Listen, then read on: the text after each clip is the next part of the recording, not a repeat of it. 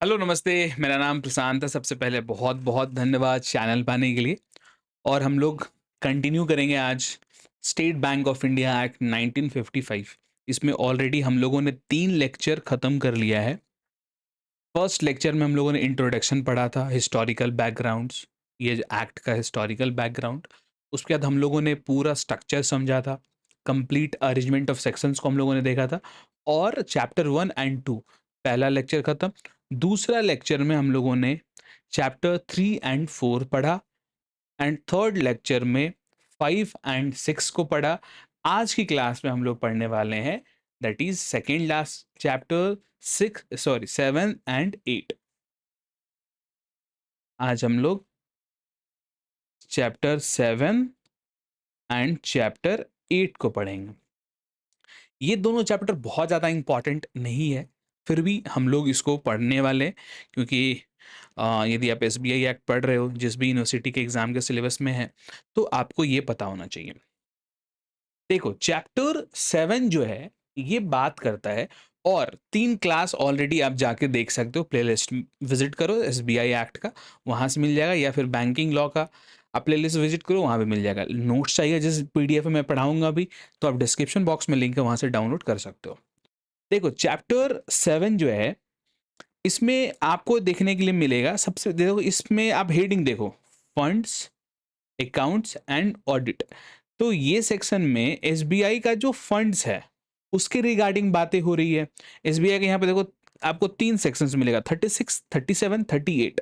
यहाँ पे बातें हो रही है कि भाई एसबीआई को 2 फंड बनाने हैं, integration and development fund and reserve fund. उसके बाद जो प्रॉफिट्स एसबीआई कमाएगा उसका डिस्पोजल करना है, मतलब शेयर होल्डर्स को बांटना है। तो फंड के बारे में बातें हो रही है। उसके बाद अकाउंट से रिलेटेड यहाँ पे बातें हो रही है। आप देखोगे book to be balanced each year, तो अकाउंट्स की बातें हो रही है, रिटर्न लगाने हैं उसकी बातें हो रही है। लास्ट में आप यहाँ पे देखो ऑडिट की बात हो रही है। तो जो एसबीआई है उसको अकाउंटेबल रखने के लिए ये सारा प्रोविजंस डाला गया है, ताकि वो रिस्पॉन्सिबल रहे, अकाउंटेबल रहे। खैर, उसके बाद मिसलेनियस में जो छूट बढ़ जो भी सेक्शंस और जो भी प्रोविजन छूट जाता है, और सब सब चैप्टर्स में हम लोग नहीं डाल पाते हैं, जो और सब चैप्टर्स में प्रोविजंस फिट नहीं बैठता है, लेकिन जरूरी है डालना, तो वो सारे प्रोविजंस को हम लोग मिसलेनियस में डालते हैं। तो यहाँ पे आप देखोगे बोनस, और जो जो बैंक है, बैंक के जितने एम्प्लॉई है, जो एसबीआई के जितने ऑफिशियल्स है, सबकी एक ड्यूटी, आपको नहीं लगता ऐसा होना चाहिए कि वो सारा इंफॉर्मेशन को सीक्रेट रखे, किसी के साथ शेयर ना करे? तो इस तरीके का जो प्रोविजंस है, वो सारा प्रोविजंस आपको देखने को मिलेगा मिसलेनियस में। जैसे सेंट्रल गवर्नमेंट के पास पावर है, वो रूल्स बना सकता है। और आप याद करो, एसबीआई का जो सेंट्रल बोर्ड्स ऑफ डायरेक्टर है, उसके पास पावर है कि वो रेगुलेशन बना सकता है। ये सब प्रोविजंस को हम लोग ऊपर किसी में फिट कर पाते, किसी और चैप्टर में नहीं कर पाते। तो जो रह गया है, उन सारे प्रोविजंस को हम लोगों ने चैप्टर 8 में डाल दिया। चलो हम लोग स्टार्ट करते हैं चैप्टर 7 में, और सबसे पहला सेक्शंस पढ़ेंगे 36। 36 बात करता है इंटीग्रेशन एंड डेवलपमेंट फंड। अभी जस्ट मैंने आपको बताया था कि एक स्पेशल फंड्स इस सेक्शन 37 से क्रिएट करा गया है, रूरल बैंकिंग डेवलपमेंट के लिए and integration of banking services के लिए। जिसमें देखोगे सबसे पहले स्पेशल फंड जो बनाया जाएगा उसको हम लोग क्या नाम देंगे? Integration and development fund. तो 36 सेक्शन से, एसबीआई एक्ट के 36 सेक्शन से किसका क्रिएशन हुआ है भाई?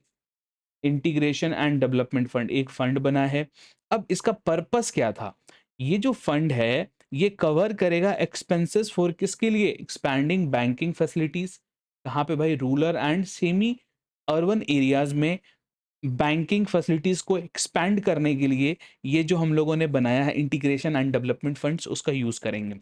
नेक्स्ट है रूरल बैंकिंग स्टाफ्स को ट्रेन करने के लिए, और रिसर्च एंड पायलट प्रोजेक्ट को कंडक्ट करने के लिए हम लोग, मतलब एसबीआई एक्ट, ये इंटीग्रेशन एंड डेवलपमेंट फंड्स को क्रिएट करा है।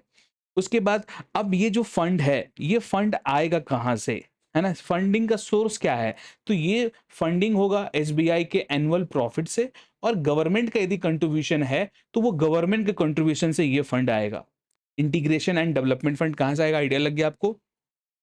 नेक्स्ट इसका यूटिलाइजेशन, ये fund, the fund can only be used किसके लिए भाई? डेवलपमेंट पर्पस के लिए, जो भी डेवलपमेंटल पर्पस है उसके लिए। ऐसे रूटीन बैंकिंग जो होता है एसबीआई का, उसके लिए आप इस फंड को यूज नहीं कर सकते, इसको सिर्फ और सिर्फ डेवलपमेंट पर्पस के लिए। तो बेसिकली आपको ध्यान क्या रखना है, ये जो सेक्शन 36 है, इससे इंटीग्रेशन एंड डेवलपमेंट फंड का क्रिएशन होगा, और इस फंड से रिलेटेड सारे चीज इसमें आएगा कि ये फंड किसको कवर करेगा, फंडिंग कहाँ से होगा यूटिलाइज, ये सिर्फ और सिर्फ डेवलपमेंट काम के लिए कर सकते हैं, रूटीन बैंकिंग वर्क के लिए। तो इस फंड से रिलेटेड सारे डिटेल्स आपको 36 में देखने को मिलेगा। नेक्स्ट है, एक और फंड यहाँ पे बनेगा, that is reserve fund, section 37। ये बात करता है कि एसबीआई को एक फंड मेंटेन करना पड़ेगा, दैट इज रिजर्व फंड।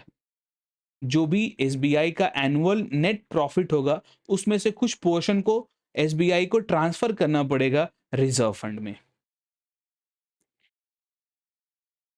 और सेंट्रल गवर्नमेंट डिसाइड करेगा कितना प्रॉफिट रिजर्व फंड में जाएगा। अभी मैंने बताया ना कि जो कुछ पोर्शन एनुअल नेट प्रॉफिट का जाएगा, तो वो कितना परसेंट जाएगा, इसको डिसाइड कौन करेगा? Central government.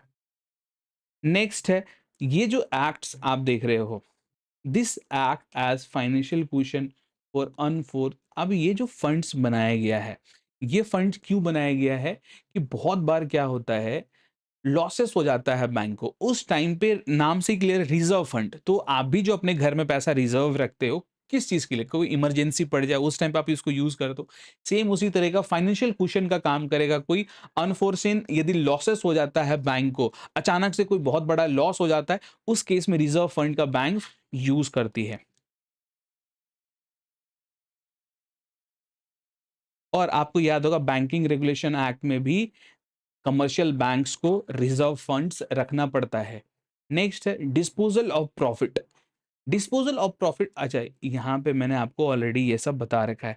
तो इंटीग्रेशन डेवलपमेंट फंड्स बना लिया हम लोगों ने, रिजर्व फंड बना लिया, अब हम लोग प्रॉफिट्स का डिस्पोजल। बेसिकली आपने देखा कि जो एसबीआई प्रॉफिट कमाएगा, उसमें से कुछ तो उसको डाल देना है रिजर्व फंड में, और कुछ प्रॉफिट जो उसके पास बचेगा, अब उसका कैसे डिस्पोजल होगा वो हम लोग देखेंगे। जो भी देखो, आफ्टर जो नेसेसरी ट्रांसफर्स है प्रॉफिट में से, प्रॉफिट की बात कर रहे हैं हम लोग एसबीआई का, उसमें से आप रिजर्व फंड में, डेवलपमेंट फंड्स में भेज देने के बाद जो पैसा बचेगा, रिमेनिंग प्रॉफिट्स जो होगा उसको यूज करा जाएगा डिविडेंड्स डिक्लेयर करने में शेयर होल्डर्स को।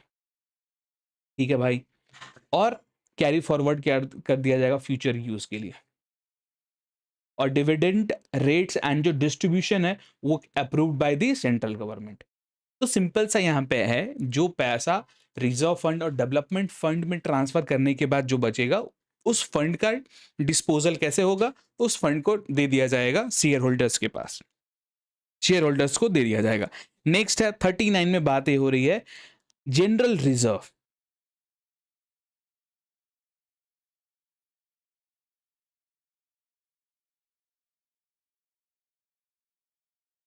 देखो ये बहुत ज्यादा इंपॉर्टेंट नहीं है, इसको हम लोग आगे बढ़ते हैं।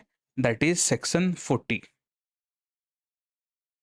देखो यहाँ पे ना ये तीनों का आपको ध्यान रखना, ये तीनों इंपॉर्टेंट है, ये सब बहुत ज्यादा इंपॉर्टेंट नहीं है। जो अनपेड और अनक्लेम्ड डिविडेंड्स है उसका ट्रांसफर है 38 में। 39 में book to be balanced each year, इसकी बातें हो रही है। चलो एक बार मैं आपको 38 दिखाता हूँ।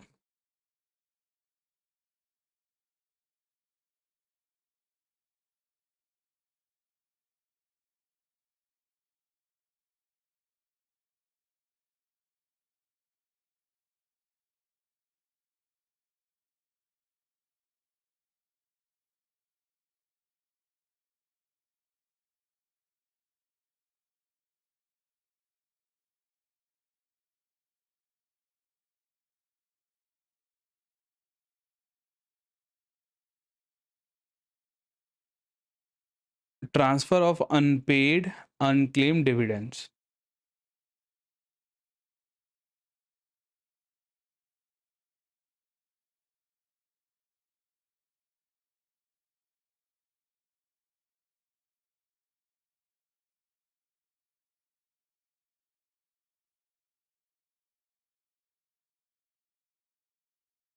चलो section 40 accounts and balance sheet, इसके बारे में हम लोग पढ़ते हैं। एसबीआई को प्रिपेयर करना पड़ता है एनुअल बैलेंस शीट और profit and loss account at the end of each financial year. ठीक है भैया। उसके बाद account must be in the form, जो भी फॉर्म प्रिस्क्राइब करा जाएगा आरबीआई के द्वारा, उस फॉर्म में एसबीआई को ये चीज़ मेंटेन करना पड़ता है। बैलेंस शीट में एसबीआई जो बनाएगी बैलेंस शीट, उसमें asset, liability, reserve funds and profit and loss of the year भी उसको डालना पड़ेगा। ये सब तो बेसिक बातें हैं। फिर 41 में बातें हो रही है ऑडिट का। एसबीआई का जो अकाउंट्स है, सिंपल सी बात है, एसबीआई इतना बड़ा बैंक है, उसका जो अकाउंट्स है उसको ऑडिट नहीं कराना चाहिए। आप ही बताओ मेरे को, ऑडिट बिल्कुल कराना चाहिए। तो ऑडिट कौन करेगा? ऑडिटर, जो कि सेंट्रल गवर्नमेंट के द्वारा अपॉइंटेड होगा with the consultation with RBI. Auditors के पास फुल एक्सेस रहेगा सारे बुक्स का, रिकॉर्ड्स का एंड डॉक्यूमेंट्स का। ऑडिटर अपना रिपोर्ट किसको सबमिट करता है भाई? सेंट्रल गवर्नमेंट को और रिजर्व बैंक ऑफ इंडिया को। बहुत सिंपल है, इसमें बहुत ज़्यादा ऑडिट, देखो जो एसबीआई बैंक है उसको ऑडिट कराना है हर एक साल। ऑडिट कौन करता है? ऑडिटर करता है। सारा पावर यहाँ की सेंट्रल गवर्नमेंट के पास है, तो ऑडिटर का अपॉइंट कौन करेगा? सेंट्रल गवर्नमेंट करेगा। सेंट्रल गवर्नमेंट जो भी काम करता है बैंकिंग से रिलेटेड, वो कंसल्टेशन किससे लेता है? आरबीआई से लेता है। उसके बाद जो रिपोर्ट आएगा ऑडिटर का, उसको पार्लियामेंट पे पेश किया जाएगा ट्रांसपेरेंसी के लिए। तो ये इंश्योर करता है एसबीआई का अकाउंटेबिलिटी, है ना, as a public institution. Section 42 बात करता है general meeting and balance sheet.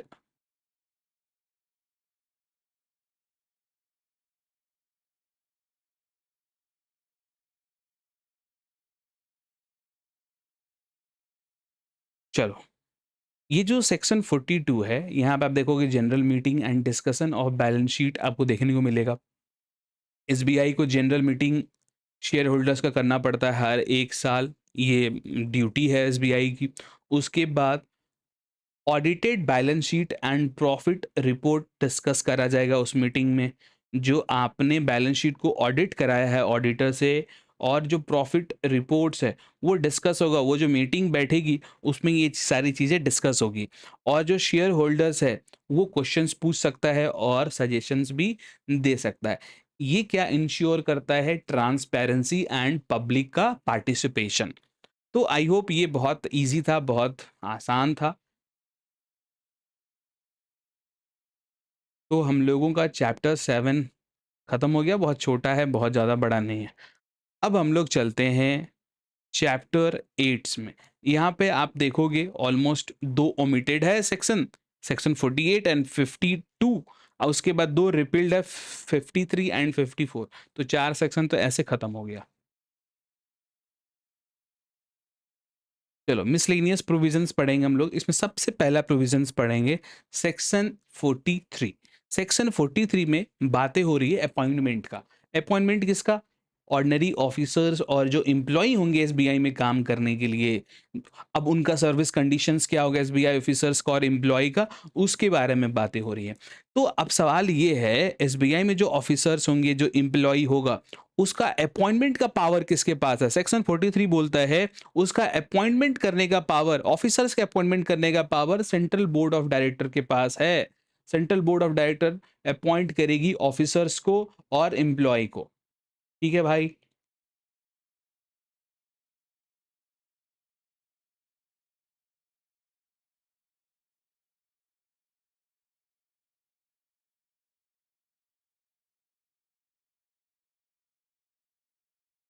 ठीक है, चलो। तो पावर ऑफ अपॉइंटमेंट समझ में आया किसके पास है? सेंट्रल बोर्ड ऑफ डायरेक्टर के पास है। Next, terms and condition.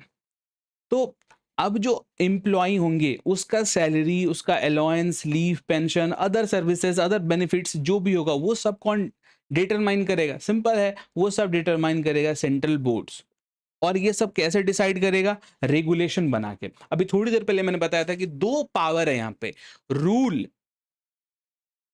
State bank of India के लिए रूल्स यदि कुछ भी बनाना है तो वो पावर है सेंट्रल गवर्नमेंट के पास। लेकिन अब रेगुलेट करना है यदि एसबीआई को, तो उसके लिए रेगुलेशन बनाना पड़ेगा।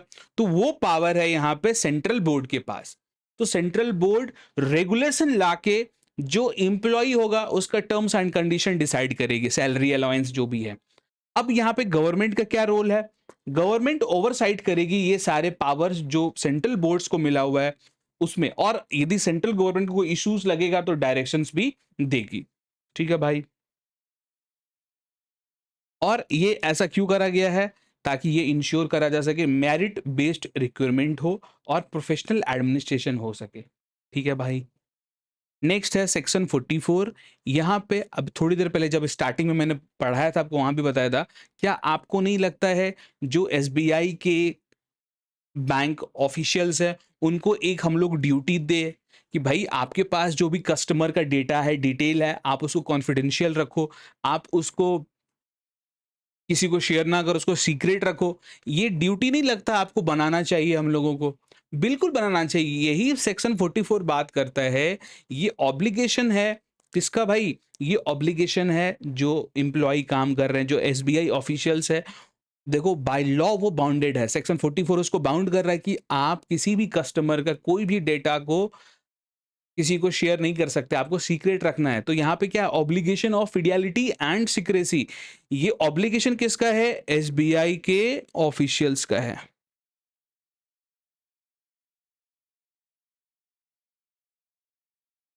ठीक है भाई। ऑब्लिगेशन मींस एक तरह से ये ड्यूटी है एसबीआई के ऑफिशियल्स का कि आपको फिडियलिटी एंड सिक्रेसी को मेंटेन करना है।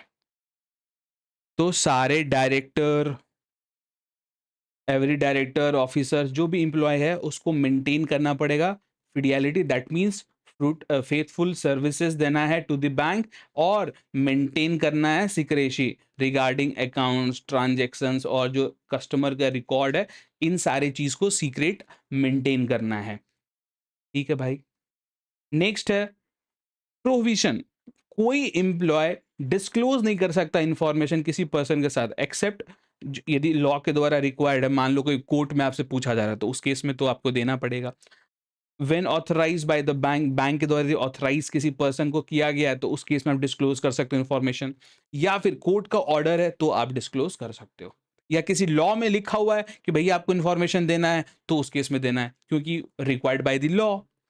तो आप ये ध्यान, 2 पॉइंट देख लिए हम लोग। तीसरा क्या है? यदि आप ब्रीच करोगे सिक्रेसी, यदि कोई ऑफिसर्स ब्रीच करता है, कोई डायरेक्टर यदि सिक्रेसी को ब्रीच करता है, वायलेशन करता है अपने ड्यूटी में, तो उस केस में उस पर्सन के अगेंस्ट, उस ऑफिसर के अगेंस्ट डिसिप्लिनरी एक्शंस लिया जा सकता है, या फिर उसका डिसमिसल भी हो सकता है, या फिर उसको लीगल प्रोसिक्यूशन भी करा जा सकता है लॉ में।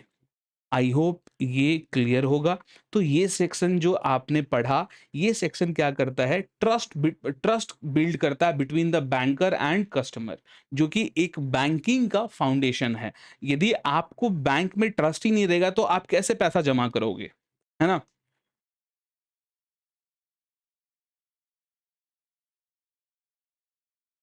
सेक्शन 45 बात करता है bar to liquidation. That means कि एसबीआई वाइंड अप नहीं हो सकता है, लिक्विडेट नहीं हो सकता है, except by the order of central government ही हो सकता है। ठीक है। नेक्स्ट इसमें देखोगे की प्रोविजंस क्या क्या है। तो इसमें की प्रोविजंस ये है, स्टेट बैंक ऑफ इंडिया जो है वो लिक्विडेशन में नहीं हो सकता है बाय एनी पर्सन, और ना एनी कोर्ट के, किसी ना कोर्ट के द्वारा हो सकता है ना किसी पर्सन के द्वारा लिक्विडेट नहीं हो सकता है। एक्सेप्शन क्या है? सेंट्रल गवर्नमेंट के पास अथॉरिटी है कि वह वाइंड अप कर सकता है आरबीआई के साथ कंसल्टेशन करके। तीसरा, इसका पर्पस क्या है भाई? क्यों ऐसा हम लोग बार टू लिक्विडेशन कर दिए कि भैया लिक्विडेशन कर ही नहीं सकते, उस पर बार लगा दिए हम लोग। To protect SBI public sector character जो है उसका, नेशनल फाइनेंशियल स्टेबिलिटी को प्रोटेक्ट करने के लिए हम लोग ऐसा किए हैं।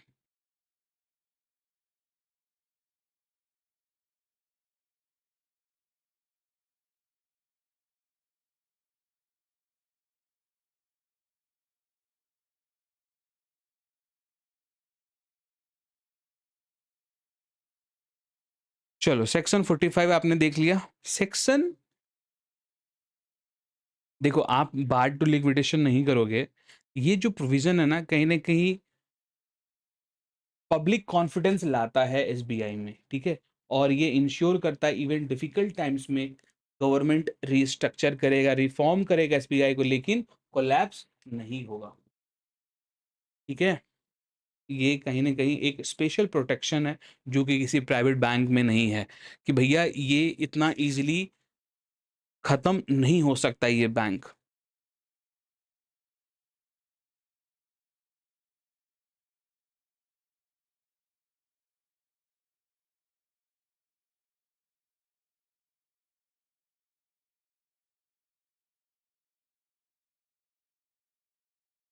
ख़ैर आपको दिख नहीं रहा होगा, लेकिन कुछ प्रॉब्लम हो गया है, ये टेक्निकल एरर आ गया है कुछ, पता नहीं क्या हो गया ये।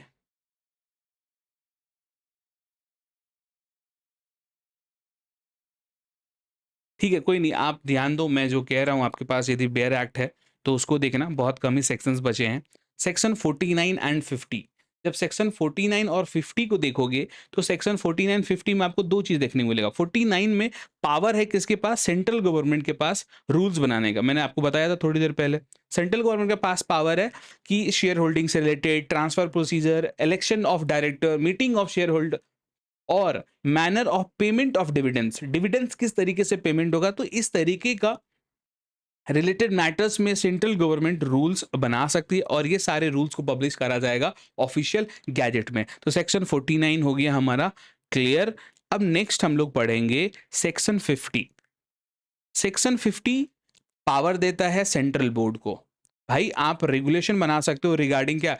स्टाफ का अपॉइंटमेंट और स्टाफ का जो सर्विस कंडीशन है उसके रिगार्डिंग। नेक्स्ट कि लोकल बोर्ड का क्या पावर होगा, क्या फंक्शंस होगा, कैसे मीटिंग कंडक्ट करा जाएगा, अकाउंट्स कैसे मेंटेन करा जाएगा, इंटरनल मैनेजमेंट प्रोसीजर क्या है, ये सारे चीज को कवर करा जाएगा रेगुलेशंस में। इन सारे चीज से रिलेटेड सेंट्रल बोर्ड रेगुलेशन बना सकती है। नेक्स्ट है, और ये जो भी रेगुलेशन है, इसके लिए प्रायर अप्रूवल लेना पड़ेगा आरबीआई से एंड सेंट्रल गवर्नमेंट से।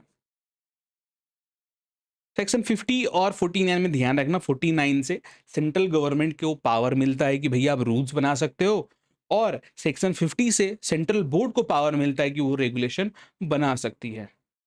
एंड अब लास्ट चलते हैं हम लोग सेक्शन 55 से लेके 57 तक, क्योंकि 52, 53, 54 ओमिटेड है, तो उसको तो पढ़ना है नहीं। हम लोग चलेंगे 55, 56 एंड 57, ये 3 सेक्शंस और आपका खत्म। बहुत छोटा है। सेक्शन 55 बात करता है, आपके पास बेयर एक्ट है तो बगल में रख लो, क्योंकि अभी थोड़ा टेक्निकल एरर आ गया तो ये आ नहीं रहा है। फिर भी एक बार मैं ट्राई करता हूँ।